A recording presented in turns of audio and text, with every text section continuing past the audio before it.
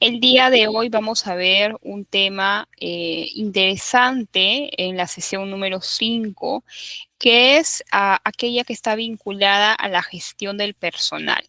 Como todos ustedes conocen, las entidades públicas necesitan para su funcionamiento de una serie de requisitos logísticos, procedimentales, entre otros, pero también necesitan de un equipo humano, un grupo humano para que ésta pueda operar y pueda funcionar, ¿verdad? Entonces, el día de hoy vamos a estudiar cuál es ese equipo humano, ese grupo humano, y vamos a poder analizarlo desde diferentes perspectivas, tales como los tipos de servidores públicos que existen, los regímenes de contratación por el cual un profesional accede al servicio público, sus diferencias. También vamos a ver el sistema administrativo de recursos humanos, sus subsistemas. Bueno, en resumen, el tema que vamos a abordar el día de hoy es el relacionado o vinculado al recurso humano o a los recursos humanos dentro de las entidades públicas. Entonces, repasemos cuáles son los objetivos o cuáles van a ser los objetivos de la clase.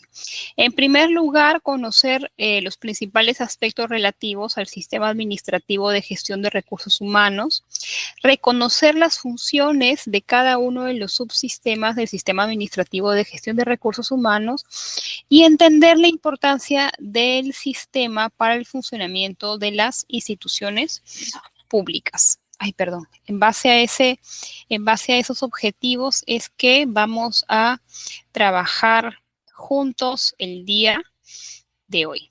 Ok, entonces, antes de dar inicio, vamos a hacer una pregunta a la sala con el objetivo de que podamos conocer, compartir algunos conocimientos previos o algunas nociones generales sobre el tema, ¿no? ¿Cuál creen ustedes que es la importancia del recurso humano en las entidades públicas? ¿Por qué es importante estudiarlos, creen ustedes? A ver, espero sus comentarios para poder ir compartiéndolo con sus compañeros y poder también revisarlo y dar algunos aportes de ser el caso.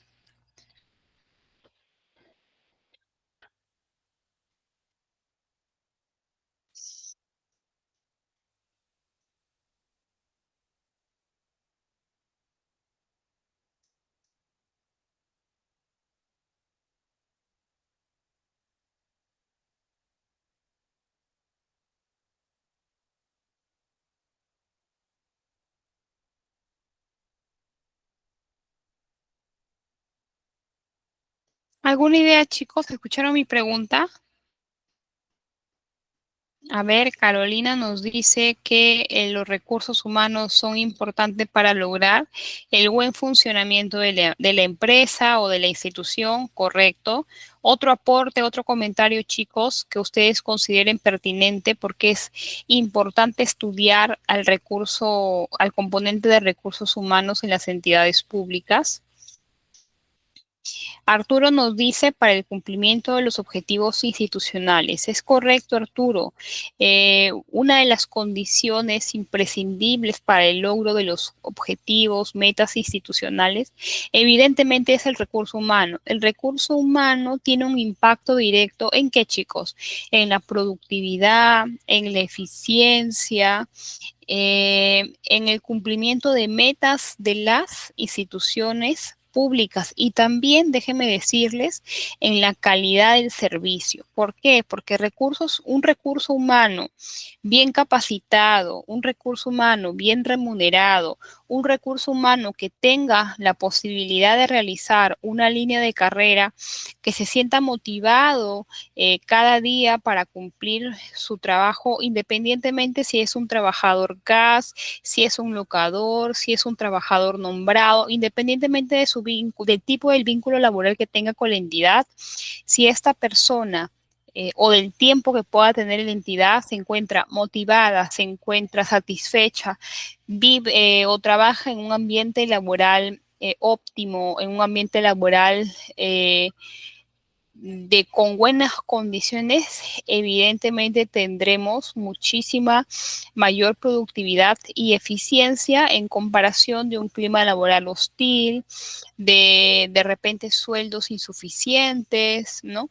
Y otras condiciones que pueden desalentar la permanencia del recurso humano en las entidades públicas. Y como las entidades públicas brindan un servicio público, ¿verdad?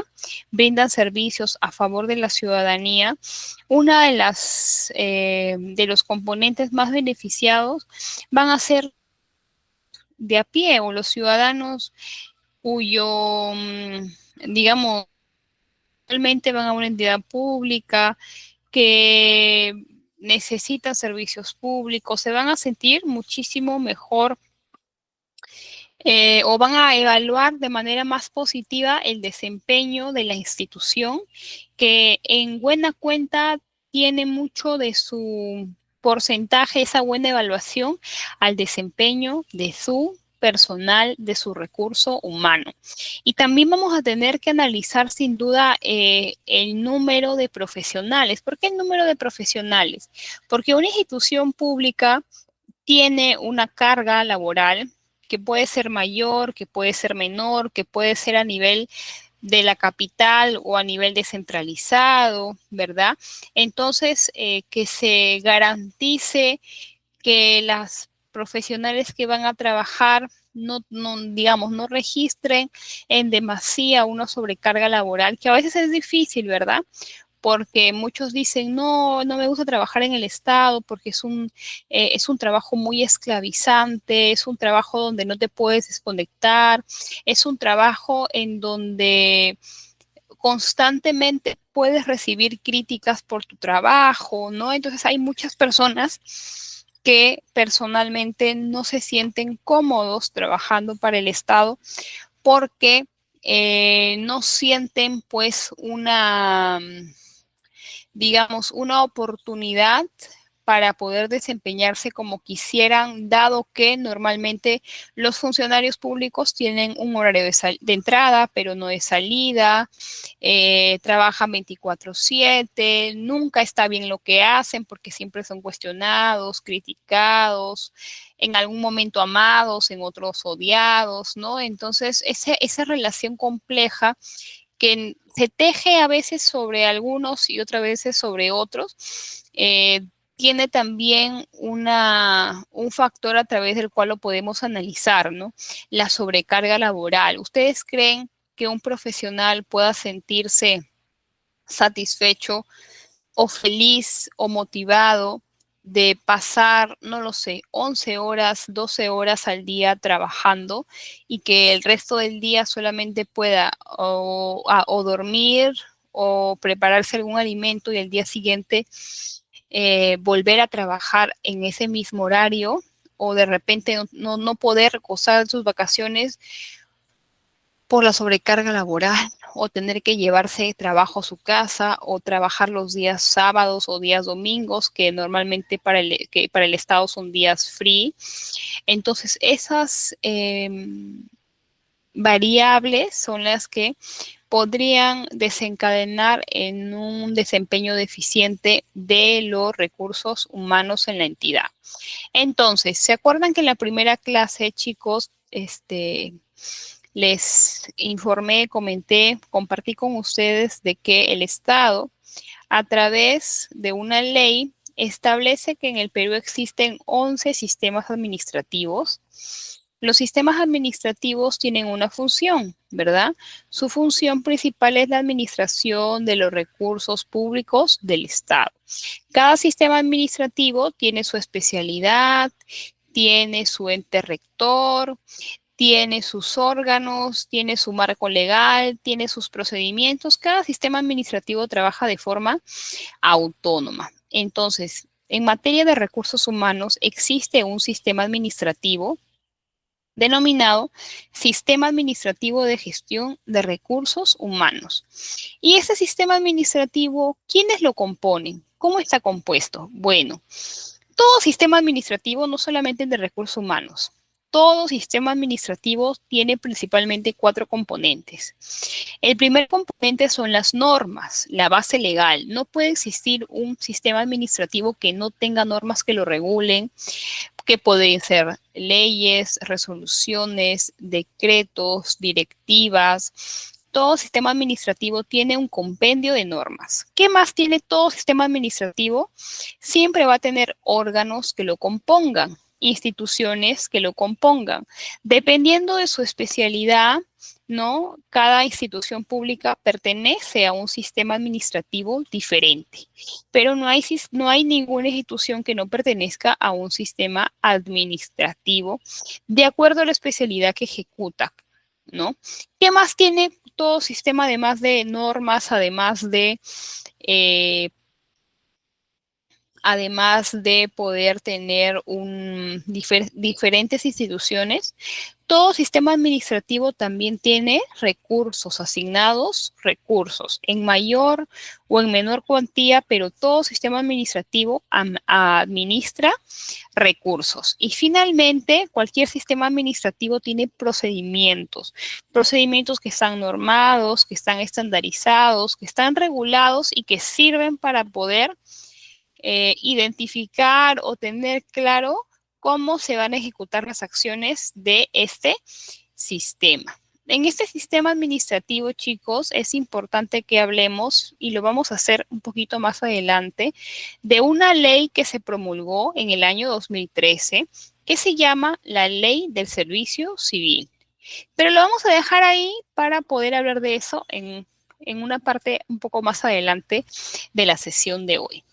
Entonces, el sistema administrativo de recursos humanos, que ya hemos dicho que es un sistema que lo integran o que pertenece a uno de los 11 sistemas administrativos del Estado, que es un sistema que se compone ¿por qué, chicos? Por órganos, por normas, por procedimientos y por presupuesto.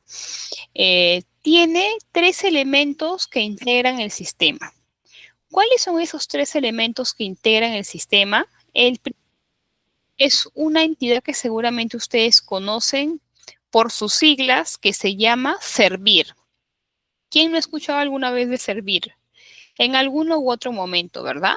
Servir, o también conocida como la Autoridad Nacional del Servicio Civil, es uno de los 3 elementos que integran el sistema administrativo de recursos humanos. ¿Correcto? ¿Quiénes más integran el sistema administrativo? Todas las oficinas de recursos humanos de las entidades del Estado. Todas las entidades del Estado tienen una oficina, departamento, gerencia de recursos humanos, ¿verdad? Por ejemplo, cuando queremos hacer uso de nuestro periodo vacacional, cuando ya hemos cumplido un año en la entidad pública y nos corresponde nuestro periodo vacacional, ¿a quiénes nos dirigimos? A las oficinas de recursos humanos. Cuando firmamos el contrato para ingresar a trabajar a una entidad pública, ¿dónde vamos? A la oficina de recursos humanos. Cuando existe algún caso, por ejemplo, relativo a consultas sobre mis obligaciones, mis derechos como trabajador, ¿a dónde me voy? A la oficina de recursos humanos. Entonces, no existe una entidad pública que no tenga una oficina de recursos humanos, por muy pequeña, por muy grande que ésta sea. Todas tienen. Y todas esas pequeñas, medianas, grandes oficinas de recursos humanos que tengan las entidades públicas pertenecen al sistema administrativo de recursos humanos. ¿Correcto? Y también, ¿cuál es el tercer elemento que pertenece al sistema administrativo de recursos humanos?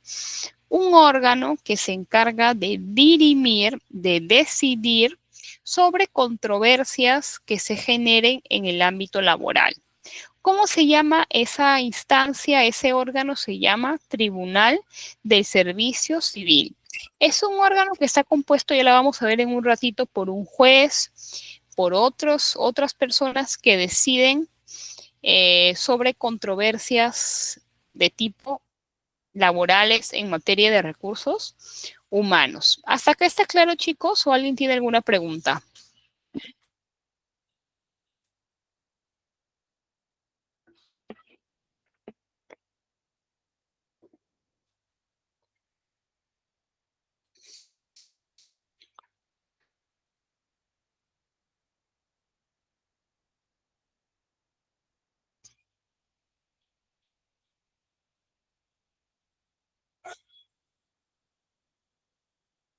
A ver, vamos a ver, porque tengo que extenderla.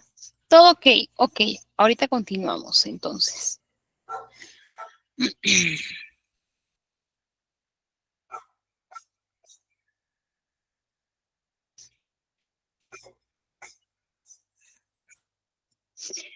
Ahora bien, ya que hemos visto cuáles son los elementos que componen el sistema, es importante que hablemos a continuación de un apartado de bastante importancia en este sistema. Que el sistema de recursos humanos es un sistema complejo, es un sistema grande. ¿Por qué me dirá, licenciada? ¿Por qué?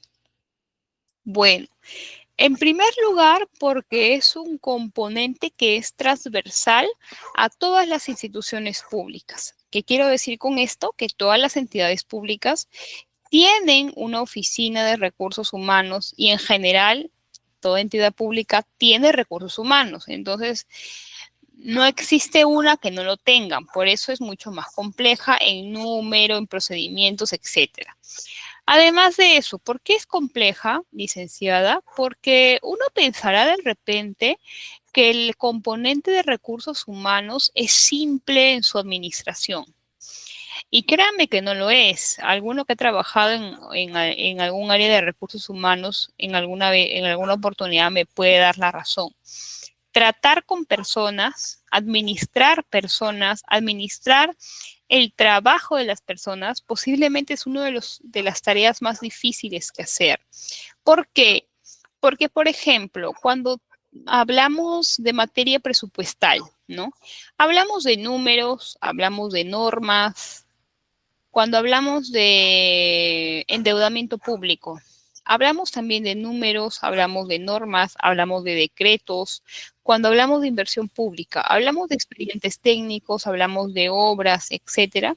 Pero cuando hablamos de recursos humanos, hablamos de personas, personas que cada una es diferente, cada una tiene su problemática, cada una tiene un régimen laboral o un vínculo contractual particular con su institución en materia de tiempo, en materia de remuneración, en materia de beneficios sociales, ¿verdad?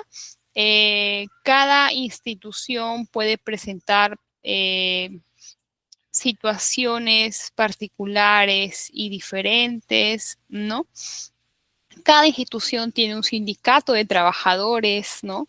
Y cada sindicato, pues, es un mundo en particular. Entonces, al ser digamos, al necesitar el recurso humano, analizarlo desde diferentes perspectivas. Por ejemplo, el recurso humano se analiza desde que el trabajador firma contrato con la institución. Para que una persona se incorpore a una entidad pública hay procesos, ¿verdad? Dependiendo del régimen laboral que tenga. Una vez que la persona se incorpora formalmente a la institución, ¿no?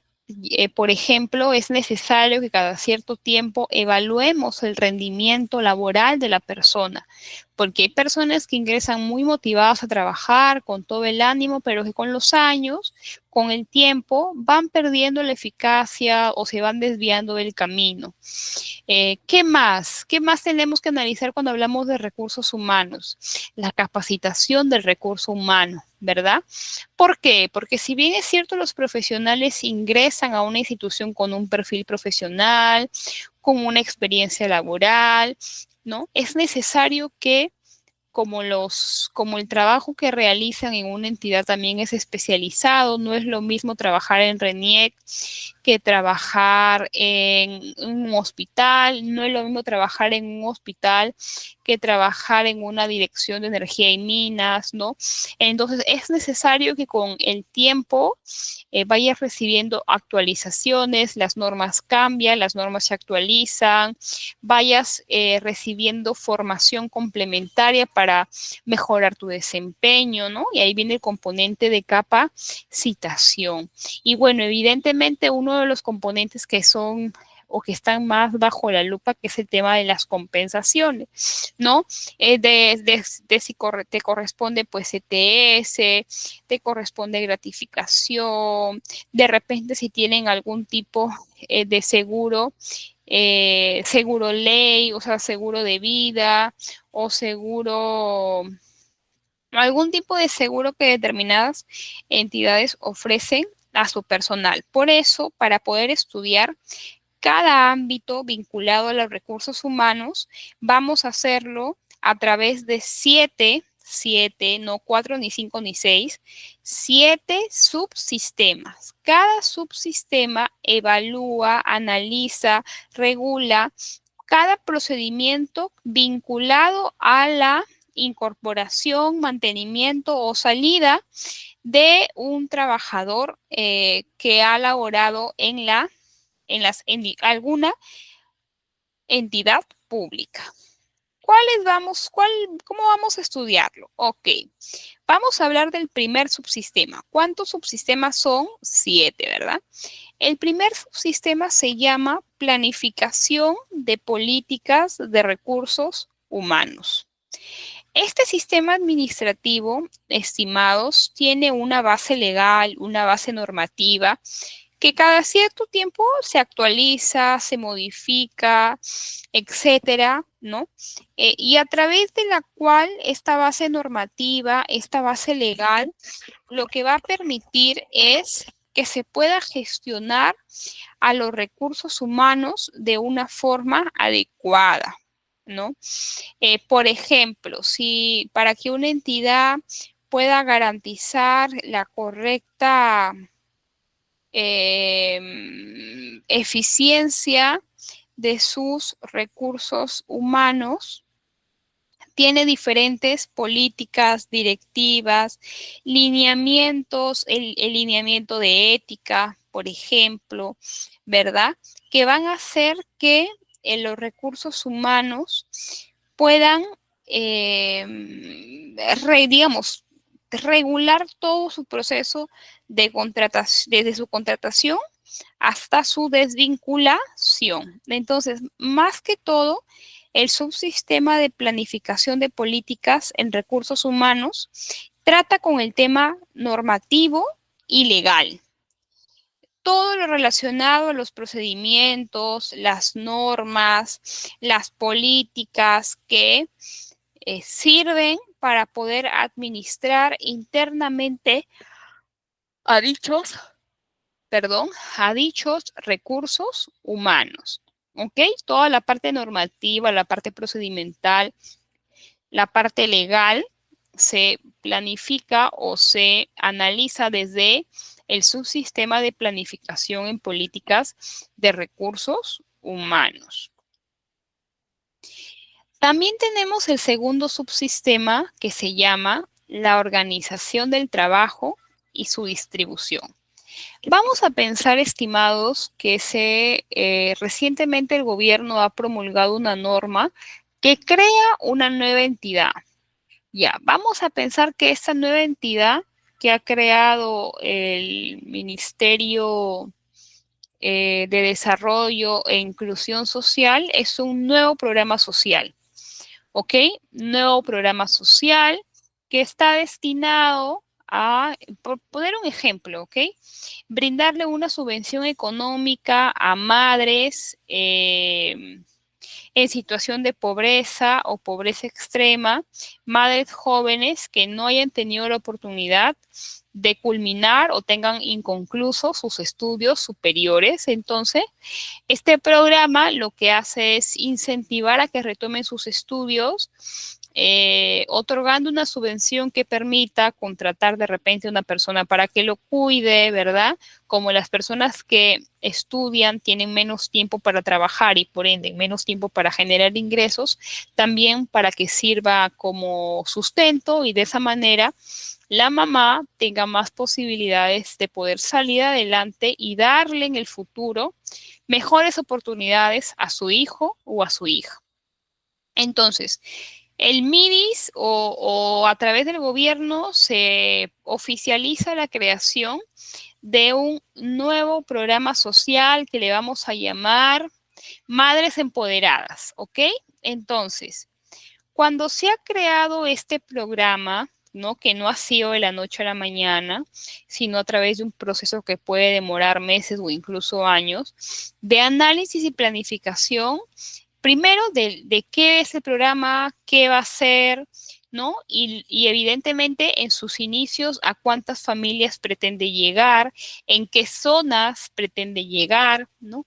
Entonces, una de las variables que en su momento se tiene que analizar por ejemplo, este nuevo programa es saber cuántos recursos humanos, con qué perfil necesitan que tengan estos recursos humanos y qué funciones van a cumplir en la entidad. Entonces, yo pensaré y diré, bueno, como el programa todavía va a ser solamente en Lima, yo necesito, vamos a poner un ejemplo, ¿ya? Solo 5 personas. Necesito a un jefe del programa, que es la persona que va a estar coordinada que va a estar encargada, perdón, de la coordinación de todo el personal, de toda la logística, de todos los procedimientos. Debajo de él vamos a tener también a un asesor legal, vamos a tener a un gerente de planificación, vamos a tener a un gerente de infraestructura, vamos a tener a un gestor de compensaciones y vamos a tener a un asistente de visitas de campo. ¿Ok? Vamos a pensar que se ha analizado que ese programa necesita a 5 personas profesionales. Y luego me pongo a pensar, ok, ¿y el jefe de este programa qué perfil tiene que tener? ¿Qué profesional debe ser? ¿Con cuántos años de experiencia debe demostrar? ¿Qué habilidades, qué características debe demostrar? Entonces, todo eso se coloca por escrito en un documento que vamos a ver a continuación, en la que refleja número de puestos, funciones que van a desempeñar esos puestos, porque esas funciones tienen que estar delimitadas, tienen que estar analizadas, tienen que estar estudiadas, considerando que tenemos que evitar la duplicidad de funciones, ¿verdad? Tenemos que evitar que haya un exceso de personal.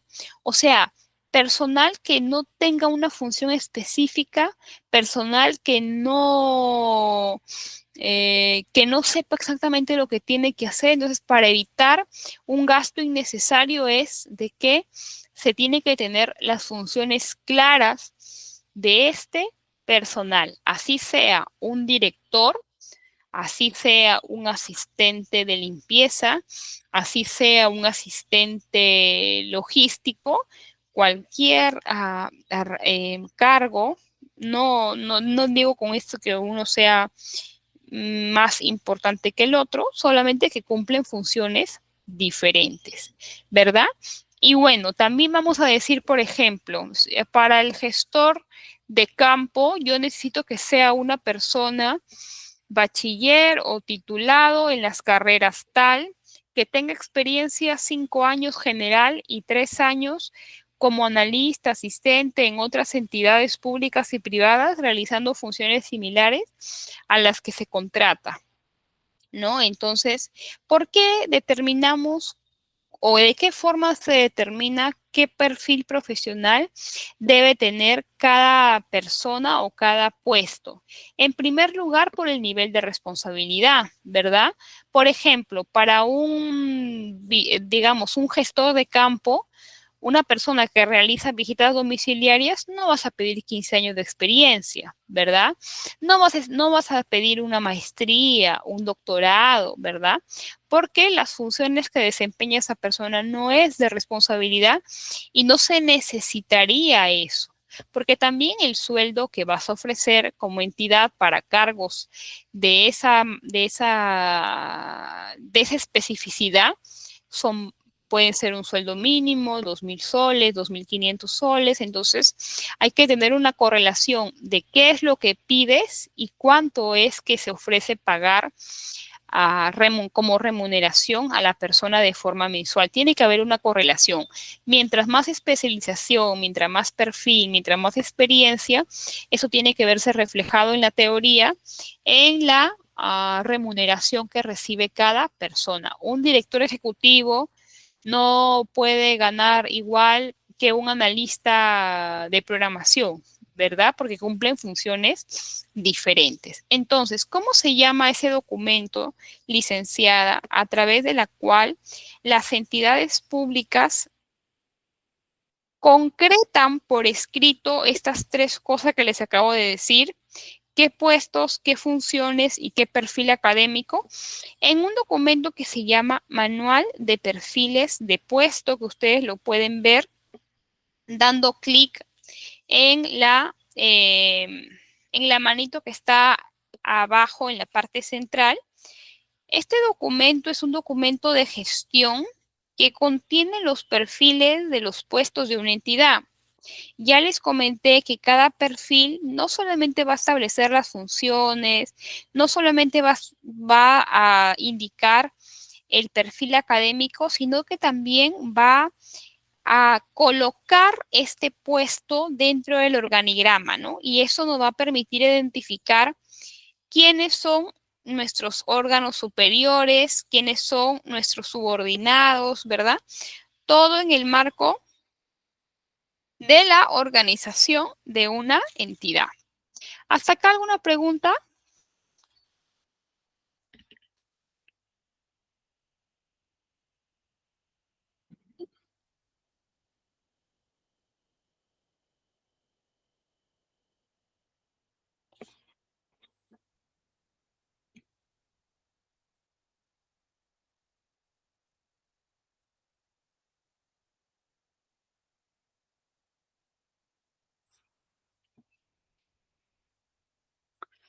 Creo que no, ¿verdad? Perdón, ahorita recién puedo ver la pregunta de su compañero Arturo. Sí, Arturo, efectivamente. Ah, el tribunal vendría a ser la instancia administrativa que cuentan o que tienen a disposición los trabajadores para poder recurrir a un órgano que dirima, que decida sobre sus controversias en materia de beneficios sociales, en materia de compensaciones, etcétera, pero no es la única ni es la última instancia para poder resolverlo. Normalmente existe un orden de prelación de las instancias a las cuales una persona puede recurrir para denunciar, cuestionar, demandar el cumplimiento en este caso, de derechos que el trabajador cree que le corresponden. La primera de estas instancias es el Tribunal de Servicio Civil, que es la instancia administrativa, pero su decisión, su resolución no es una instancia, es la instancia final en la vía administrativa. Pero cuando se agota la vía administrativa, las personas pueden recurrir a la vía judicial.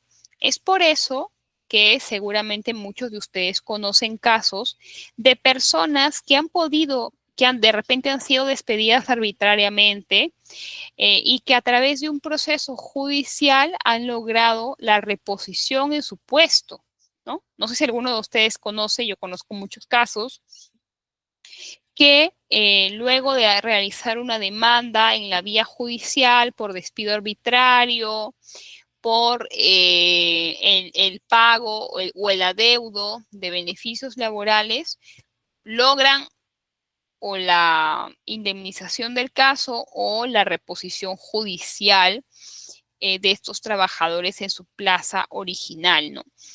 No solamente en el caso de las entidades públicas, las personas que trabajan o trabajaron en las entidades privadas también pueden hacer uso de la vía judicial para poder reclamar el beneficio de sus derechos, pedir la reposición judicial, dependiendo de su caso, ¿no?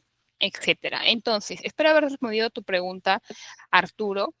Si no me comentas para poder explayarme un poco más o precisar de manera más específica, pero les decía que existe un documento de gestión de las entidades públicas a través de la cual se va a determinar la organización, las funciones y también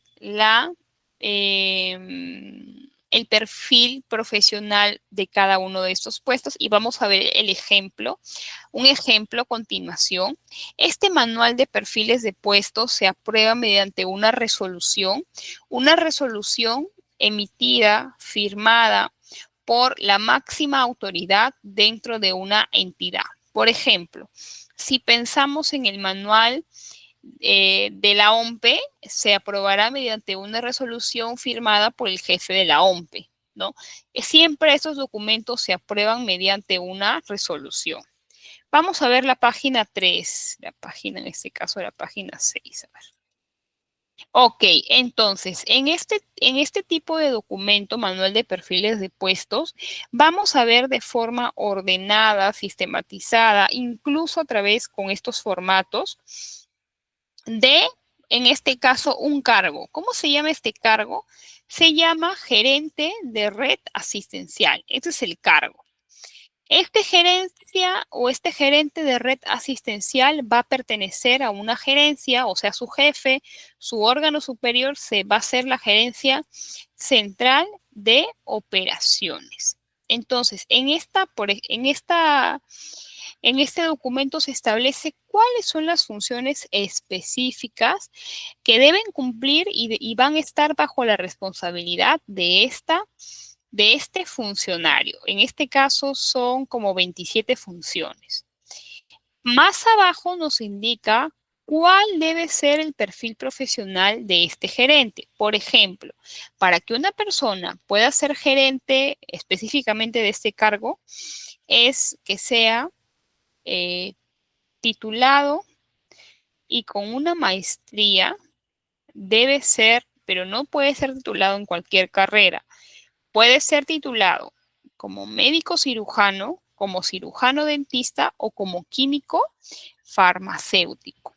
Y esta persona tiene que estar habilitada, debe tener una colegiatura y una habilitación a la fecha.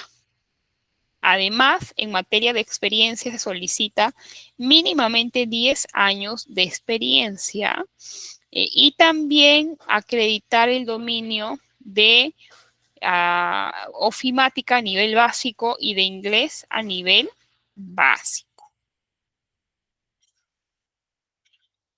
Entonces, no solamente le indica eso, sino también qué experiencia específica debe demostrar en este caso y este perfil ha sido, no es que los perfiles se construyan de forma unilateral, sino que proviene del consenso de representantes de diversas áreas que analizan en base a las responsabilidades, a las necesidades, ¿no? Y a las sugerencias de otros departamentos. Muy bien. Con eso hemos podido visualizar, estudiar 2 de los 7 subsistemas del sistema administrativo de gestión de recursos humanos. A continuación vamos a estudiar un tercero que se llama gestión del empleo. Entonces, cuando una persona ingresa a trabajar a una entidad pública, es porque previamente se ha realizado o un concurso público o una designación por confianza o determinación de servicios específica, ¿verdad? En resumidas cuentas, se ha realizado una acción anterior. Entonces, independientemente de la forma o del régimen a través de la cual la persona inicia su trabajo en una entidad pública, cualquiera que éste sea, para que se pueda incorporar al trabajo, necesita pues realizarse una serie de procedimientos. Por ejemplo, en el caso de un CAS, se necesita realizar la firma, la suscripción de un contrato, ¿verdad? De un contrato y el registro de la misma. También se necesita, por ejemplo, en el caso de que el personal vaya a trabajar en el régimen CAS, que presente el formato de AFP, ¿verdad? Que presente formato de información bancaria para saber dónde se hace el depósito, a qué cuenta, de qué banco, etcétera, ¿no? Cuando va a ingresar una persona a trabajar en una entidad pública, dependiendo de la entidad, se puede disponer, poder pasar algunas consejerías, evaluaciones, ¿verdad? Como poder conocer el código de ética de la entidad, cómo poder tener una charla con el área de seguridad y salud en el trabajo, que conozca los comités que existen dentro de la entidad, etcétera, ¿no? Dependiendo de la política institucional de cada entidad. Pero indefectiblemente, cual sea el régimen laboral y cual sea la institución pública, existe un proceso para incorporar a una persona en un cargo, en un puesto, cualquiera que ésta sea dentro de la administración pública. Entonces, el subsistema encargado de abordar ese procedimiento es el tercer subsistema conocido como gestión del empleo. Cuarto subsistema. El subsistema de repente con más detractores y más suscritos al mismo tiempo, ¿no? El sistema del rendimiento. Hace algunos años, la evaluación del rendimiento de los servidores públicos era un tema para algunos muy cuestionable, ¿no? Para otros, manifestaban una oposición, ¿no? Porque en el servicio público, en las entidades públicas, yo creo que podemos encontrar o encontraremos a dos tipos de servidores, ¿no? Aquellos que están comprometidos, motivados a realizar un buen trabajo y también aquellos que están allí porque no tienen otra oportunidad laboral, porque tienen su familia cerca constituida y no pueden de repente desplazarse a buscar mejores oportunidades. Eh, bueno, vas a encontrar casos y casos, ¿verdad? Pero independientemente de tus años laborales en una institución o de tu condición contractual, se necesita en algún momento se estableció muy importante saber que es imprescindible poder realizar trabajos o realizar acciones que permitan evaluar el rendimiento y la productividad de los servidores públicos. ¿Por qué creen ustedes que es importante evaluar el rendimiento de los servidores? ¿Cómo lo harían ustedes? ¿Qué acciones aplicarían para evaluar el rendimiento de sus trabajadores? A ver, chicos, ideas.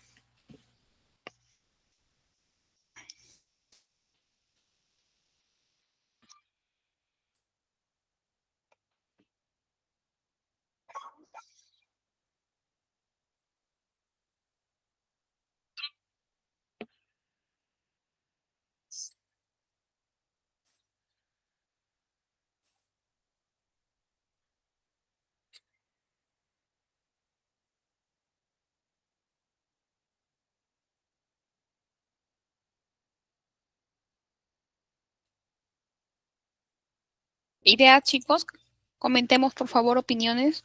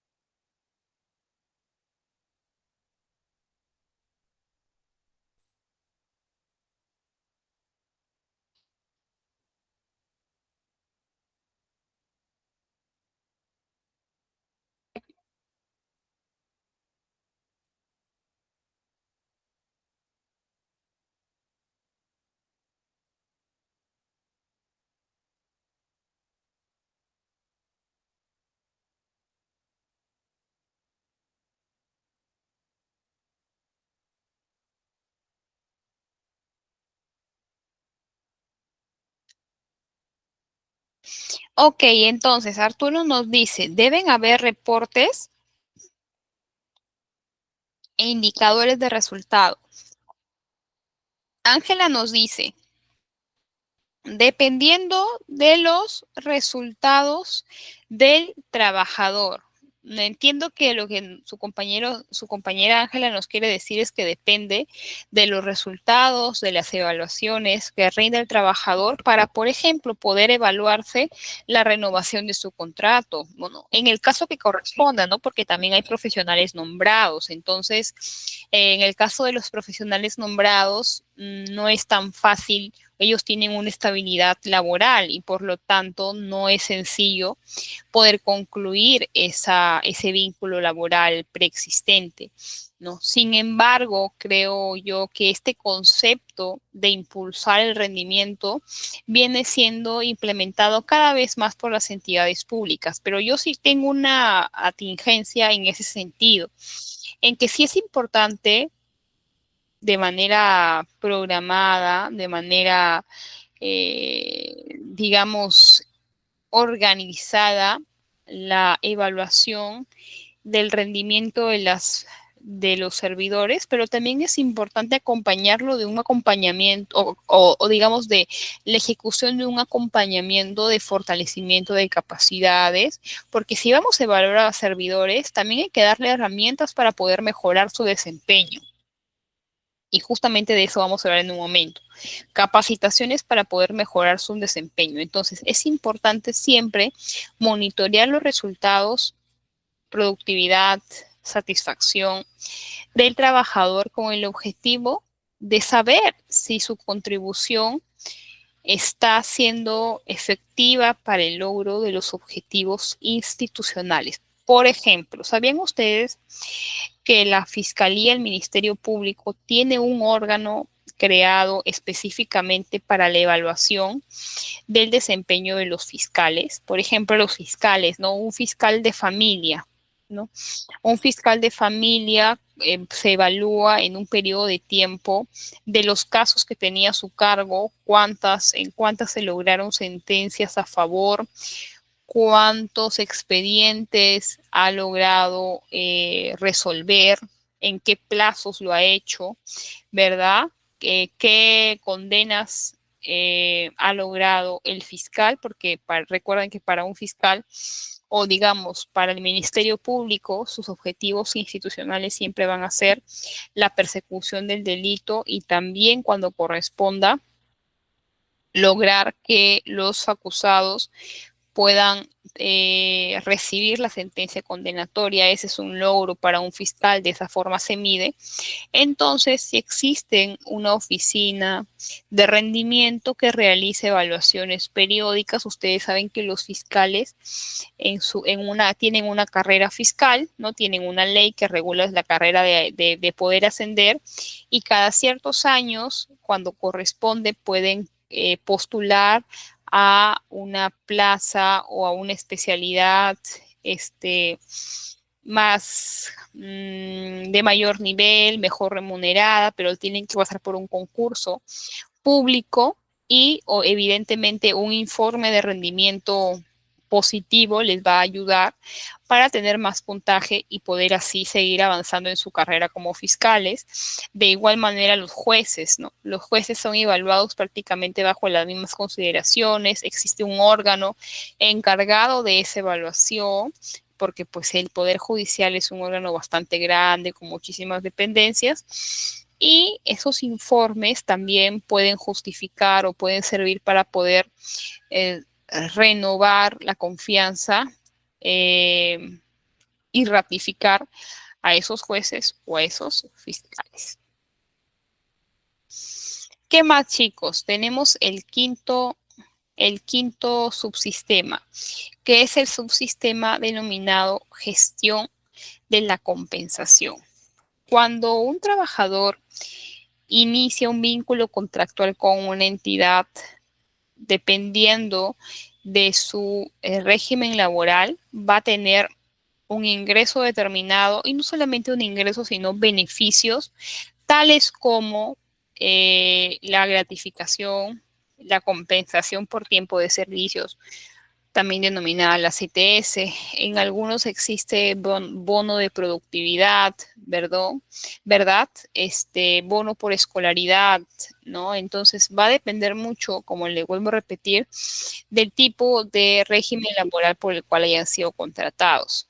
Entonces, el cálculo de estas compensaciones, la determinación mes a mes de lo que le corresponde al trabajador, de repente si el trabajador tuvo tardanzas injustificadas, también se procede a hacer el descuento respectivo por tardanzas, por inasistencias injustificadas, ¿verdad? Entonces, todo, digamos, esos detalles y procesos están a cargo de un subsistema que se llama gestión de la compensación, perdón. Por supuesto, sobre el cual existen muchas controversias que luego llegan al Tribunal del Servicio Civil, ¿no? Quizá porque el trabajador pueda argumentar el incumplimiento de alguno de sus beneficios o argumentar el no reconocimiento de sus beneficios, etcétera, etcétera. Como sexto subsistema tenemos a la gestión del desarrollo y la capacitación. Y voy a explicar un poco cómo funciona. Dentro de una entidad existe, que ya lo hemos estudiado antes, un organigrama, ¿verdad? O sea, diversas dependencias que trabajan cada una bajo una jerarquía, bajo una línea de mando y con objetivos y metas claras. Entonces, como cada área cumple un rol en particular y cada profesional de esa área tiene una formación académica particular, una profesión diferente a otra, es necesario que o de manera anual, periódicamente, se evalúe cuáles son aquellas áreas, aquellos temas que es necesario reforzar o capacitar a los funcionarios. Por ejemplo, si detectamos muchos errores, si empezamos a detectar errores en la redacción de documentos, nos damos cuenta que los oficios presentan errores gramaticales, no están bien redactados o los informes también, empezamos a detectar un problema, ¿no? Y este problema puede deberse a falta de conocimiento del personal sobre la redacción de documentos en la gestión o en la administración pública, ¿no? Puede tener muchísimos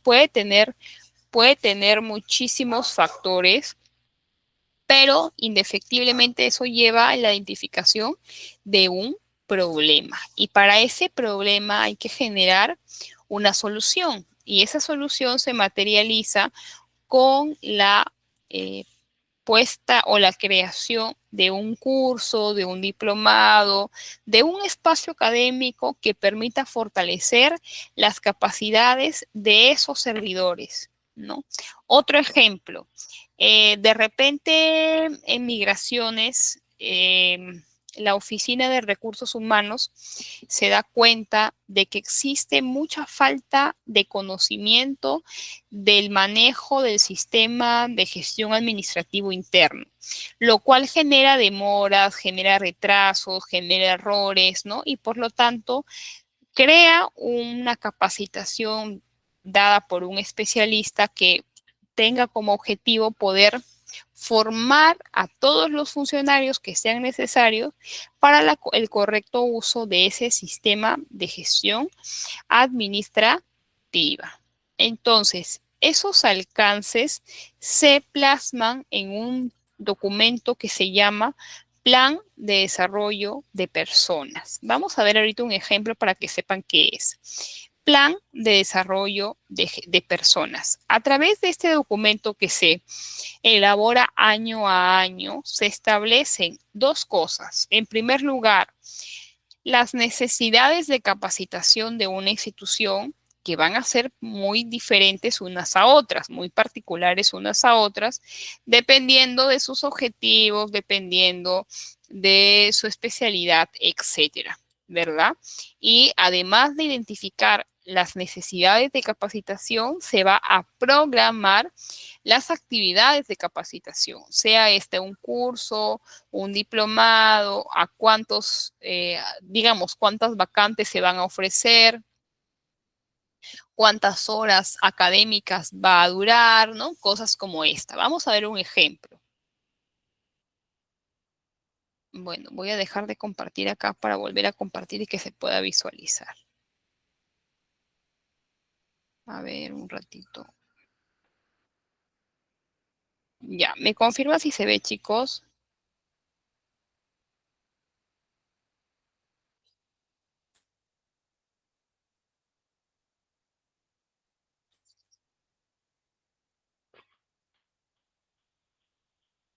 Ya, gracias. Entonces, este plan estamos viendo un ejemplo de un plan de desarrollo de personas de la entidad llamada Migraciones correspondiente al año 2023, porque ya les indiqué que este plan es anual, ¿no? O sea, en estos momentos debe estar elaborándose el plan de desarrollo de personas de las entidades públicas del año 2025. Entonces, ¿qué contiene este plan? Este plan contiene bueno, acciones de complemento como objetivos, organigrama, misión y demás, pero lo que vamos es esto, ¿no? Perdónenme, voy a ponerle un poquito de zoom acá. Entonces, por ejemplo, en el año 2023, ya, ay, ay, ay. En el año 2023 se identificaron que existieron estos problemas. Vamos a leer un problema. Existencia de errores en la elaboración de informes, memorandos, reportes técnicos. Como consecuencia de ello, trae consigo realizar las correcciones. Entonces, la propuesta de nombre de la capacitación es redacción de documentos técnicos para la gestión pública y administrativa. ¿Cuáles son sus objetivos del curso? La cantidad de posibles beneficiarios 50, que sea un curso, ¿no? Y que este se realice de forma virtual. Evidentemente esto va a generar un costo, ¿no? En este caso están colocándolo acá de 25,000 soles para el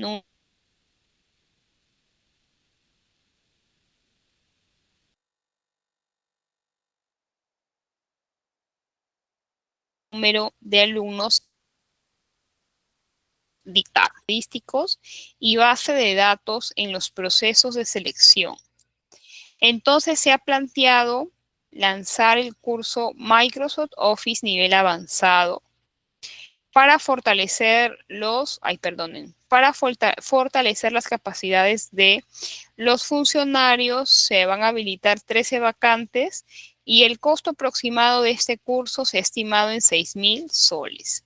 Y así podemos ver, estimados y estimadas, en la parte subsiguiente del cuadro, por ejemplo, desconocimiento del uso del SIGA, desconocimiento del POI, desconocimiento en dar de baja a bienes malogrados, errores en la elaboración y levantamiento de actas, presentación de documentación falsa, necesidad de conocer técnicas del usuario. Bueno, en general, no es que, digamos, todas se puedan ejecutar en un año porque siempre el factor presupuesto es una condicionante, pero cada una tiene niveles de prioridad. Y de acuerdo a los niveles de prioridad y la disponibilidad presupuestal es que se van programando. Seguimos. A ver, vamos a volver a compartir por aquí. ¿Qué más, chicos? Bueno, y llegamos a la séptima y no menos importante subsistema dentro del sistema de recursos humanos denominada gestión de las relaciones humanas y sociales.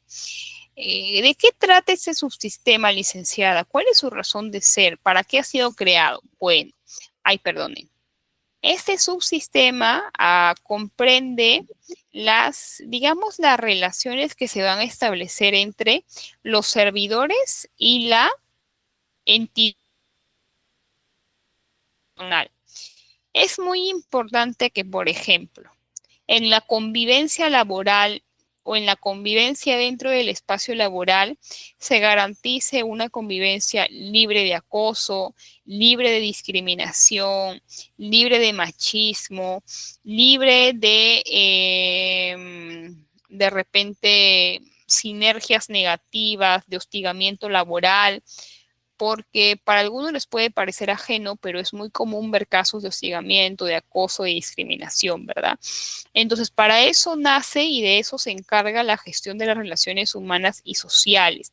De repente, para también promover espacios de confraternidad, espacios de unión dentro de las organizaciones, fortalecer la comunicación interna dentro de la misma entidad o el mismo órgano, ¿verdad? Siempre a conversar del componente de seguridad y salud en el trabajo, que es bastante importante, y otros aspectos vinculados a las relaciones humanas y sociales dentro de una entidad.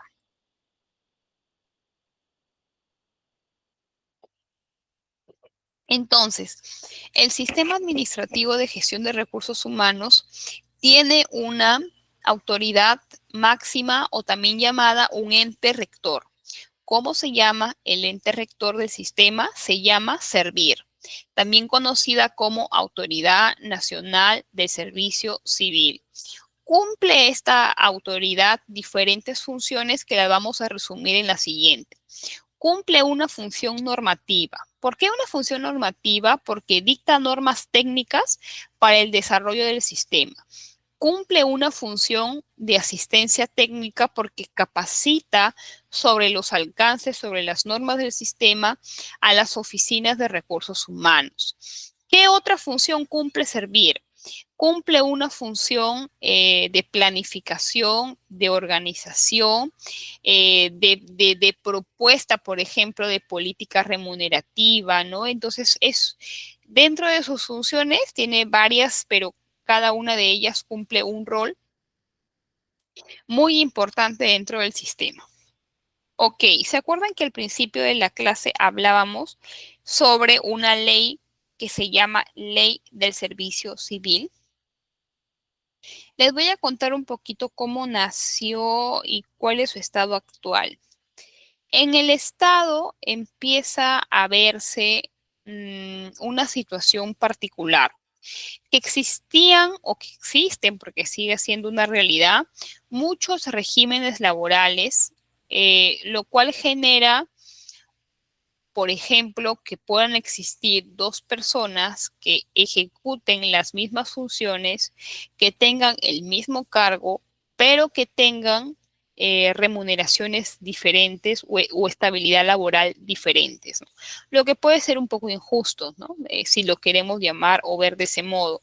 También podemos identificar que en el sector público ¿existe o no existe una carrera pública clara para poder ascender, ¿no? De asistente a supervisor, de supervisor a analista, de analista a coordinador, ¿no? Lo que hace que si una persona, por ejemplo, consiguió una plaza 728 como asistente para que pueda ascender dentro de su institución o dentro del sector público va a ser prácticamente imposible, ya que tendría que renunciar a su plaza y concursar en otra institución por otra plaza, ¿no? Dado que no existía como tal una línea de carrera para poder ir ascendiendo progresivamente de acuerdo a tus años de experiencia, tu edad, etcétera. Otra de los criterios que justifican la creación de la ley del servicio civil es que la meritocracia, que suele ser un factor que debe ser determinante en la selección de recursos humanos, no lo es, y eso puede generar que los mejores talentos, los mejores perfiles no deseen trabajar dentro del sector público porque sientan que existen situaciones, preferencias que desmotivan el ingreso honesto al sector público de los mejores cuadros, ¿no? Pensando en esos problemas que les acabo de comentar, es de que se promulga la ley del servicio civil con el objetivo de poder unificar, de poder estandarizar el recurso humano en el país, ¿no? Con una carrera pública, con meritocracia, etcétera, etcétera. Y esto se iba a hacer o se va a hacer a través de un proceso gradual, ¿no? A través de un proceso gradual en el que cada institución va a ir decidiendo a su ritmo, a su paso, cuándo y de qué modo va a transitar hacia los alcances del régimen del servicio civil. Sin embargo, esta norma que a lo largo de los años ha presentado varios cuestionamientos, realmente también registra un avance muy pobre, ¿no? En el sentido que ni el 10% de las entidades públicas en nuestro país ha migrado al régimen del servicio civil. ¿Por qué? ¿Por qué? Porque existe también en primer lugar, existe una posición equivocada o no, especulativa, vamos a decir, de los servidores de que transitar a un nuevo régimen podría significar la pérdida de sus puestos laborales, de su estabilidad laboral, de lo que hayan alcanzado en algún momento. Segundo, es que también no existe en muchas de las entidades una voluntad política para poder realizar el tránsito al régimen del servicio civil. Y tercero, porque hay una resistencia al cambio, a la capacitación, a la mejora de los perfiles académicos de las personas que deberían trabajar en el Estado. Hay un poco de resistencia todavía y eso se ve reflejado evidentemente en el porcentaje de entidades que han migrado o que han transitado hacia el régimen civil. ¿Se acuerdan que cuando estuvimos analizando los elementos dijimos que el sistema administrativo de gestión de recursos humanos está integrado por tres elementos? El primero, que era servir, que ya lo vimos hace un ratito. El segundo, que son las oficinas de recursos humanos de todas las entidades. Y el tercero, que es el Tribunal del Servicio Civil, que hace un momento Arturo hizo una pregunta relativa a qué es el Tribunal del Servicio Civil, cosa que ya dije que es un órgano que tiene por función resolver controversias que se susciten al interior del sistema. Y este tribunal es la última instancia en materia administrativa, pero ya les expliqué que existen otras instancias, sobre todo la judicial, a través de la cual es posible poder elevar una controversia laboral para que sea decidida por un juez. Se conforma de un presidente y también de otras personas que conforman el tribunal, que va a dirimir sobre casos de compensaciones, beneficios sociales y otros que pudieran acontecer dentro del sistema. A continuación ven ustedes en su pantalla, chicos, algunos principios que rigen el servicio civil y que, bueno, los voy a mencionar porque creo que ya es de conocimiento de todos: la igualdad de oportunidades, el mérito, la meritocracia, que debería ser así, la transparencia, la rendición de cuentas, también la provisión presupuestal. Recuerden que el recurso humano implica un gasto, una inversión mensual, determinado dinero, y hay que tenerlo asegurado para pues no ocasionar un perjuicio al trabajador, demandas laborales futuras, etcétera. Y bueno, vamos cerrando, chicos, la clase de hoy conversando un poquito sobre los diferentes tipos de funcionarios públicos que tenemos. Para que una persona sea un funcionario público, lo puede ser de diferentes formas. Por ejemplo,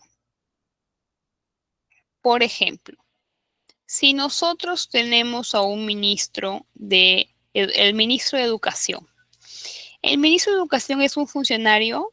Sí. ¿Es un funcionario que eligió el pueblo? No. ¿Es un funcionario que fue designado mediante un procedimiento de confianza? Sí. ¿Y eso está permitido? Sí, está establecido en la Constitución que los ministros de Estado, ¿no? Son elegidos por el presidente o la presidenta de acuerdo a criterios que establezca ella y que sea personas de confianza con las que pueda trabajar. Un alcalde es un funcionario público, sí. ¿Fue elegido popularmente por elección popular? Sí. ¿Fue elegido por confianza? No. Entonces, es la forma en cómo inició su trabajo es particular y única, ¿verdad? Por ejemplo, el defensor del pueblo.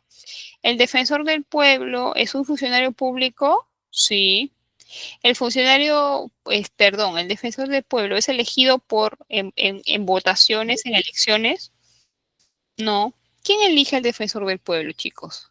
¿Alguien sabe quién elige al defensor del pueblo?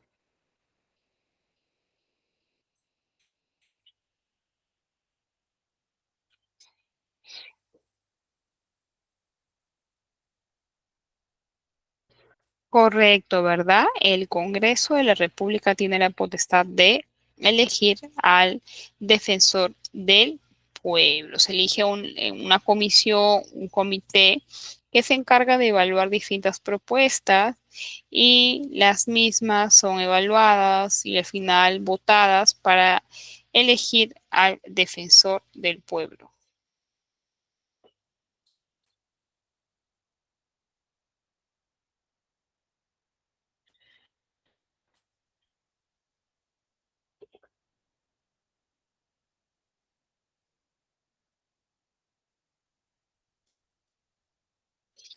Ok, entonces hemos dado algunos ejemplos de diversos funcionarios que todos son funcionarios, pero de diverso tipo.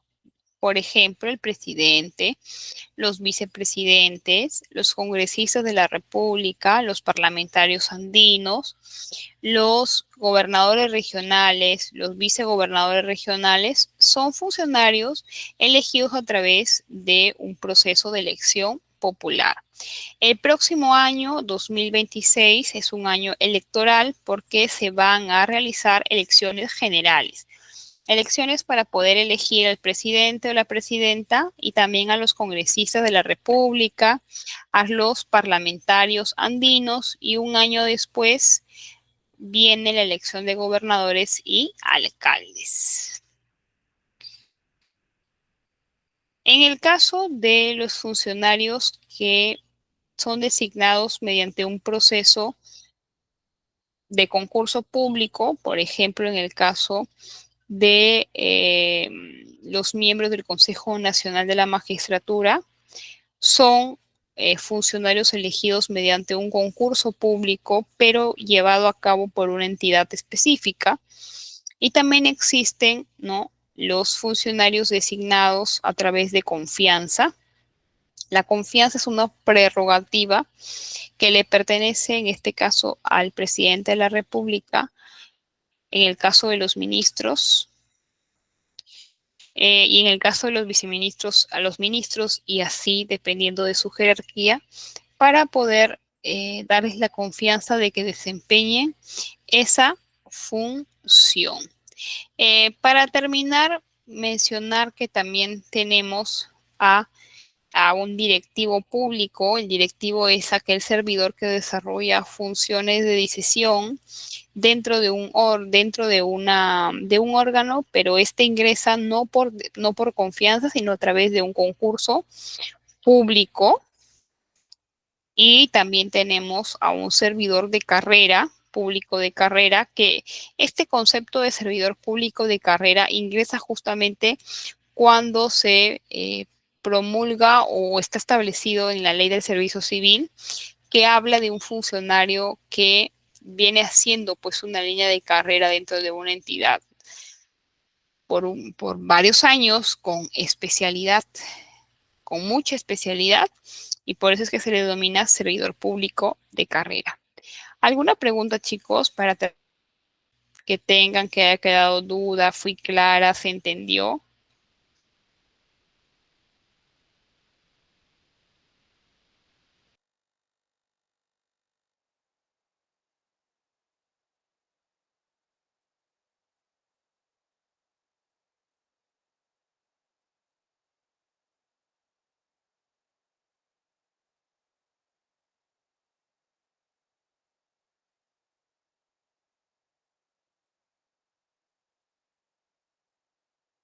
Chicos, ¿alguna duda adicional que ustedes tengan para ir cerrando la clase de hoy día?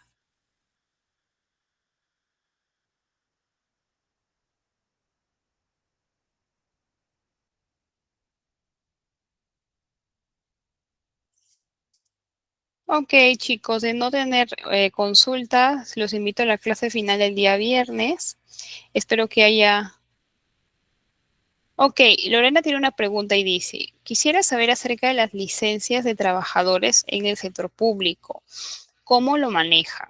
Bueno, dependiendo del régimen laboral que tenga la persona, ¿no? Evidentemente tiene ciertos beneficios y ciertos tratamientos que no son iguales unos a los otros.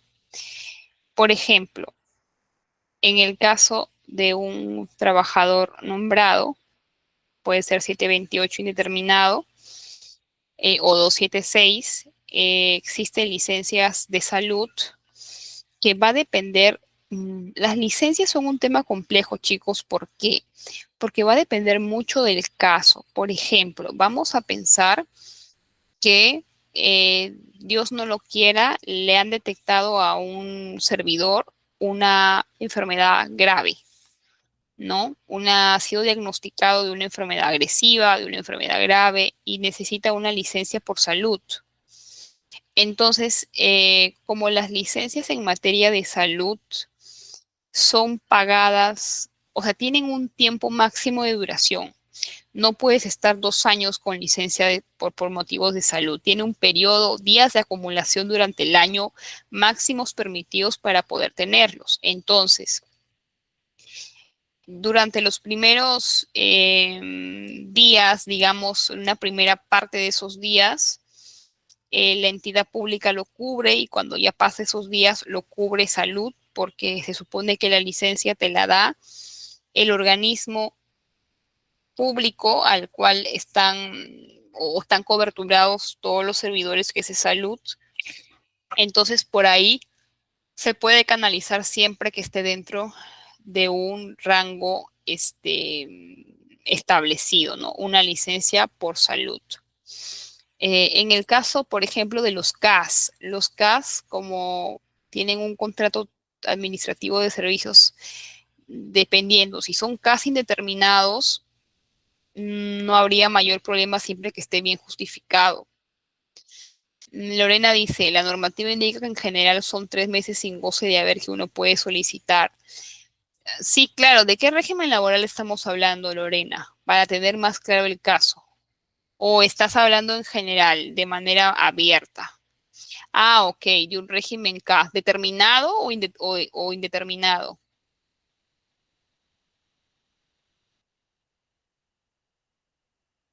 Ok, entiendo. Entonces, en ese caso, el régimen caso determinado, como te digo, sí, cada régimen laboral tiene sus especificaciones, ¿no? Las licencias sin goce de haber, existen dos tipos de licencia, con goce y sin goce. ¿No? Por ejemplo, si yo pido una licencia por temas de salud o un accidente de trabajo, o por muchas otras causales, evidentemente voy a pedir una licencia con goce de haber, pero de repente yo necesito viajar al extranjero o voy a realizar un curso en el extranjero o voy a realizar algún tema personal, ¿no? Particular, entonces yo solicito una licencia sin goce de haber, pero todas esas licencias siempre tienen un mínimo y un máximo de tiempo permisible para poder hacerlo.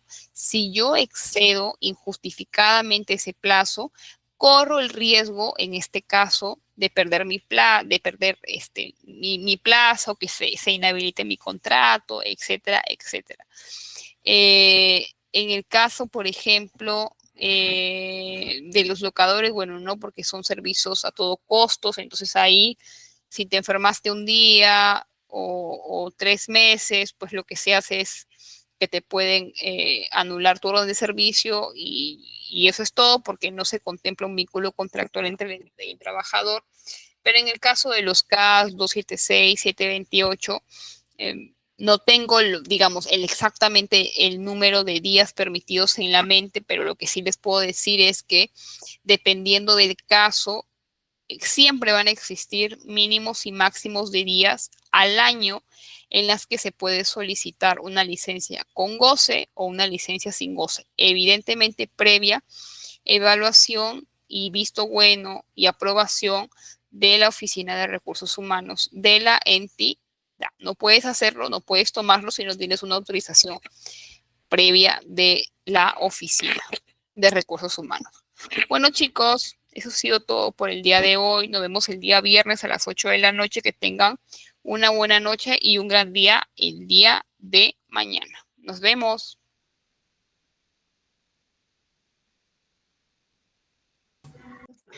Ok, muy buenas noches. Ya se retira lo que es la docente. Igual agradecerle mucho, ¿no? Por la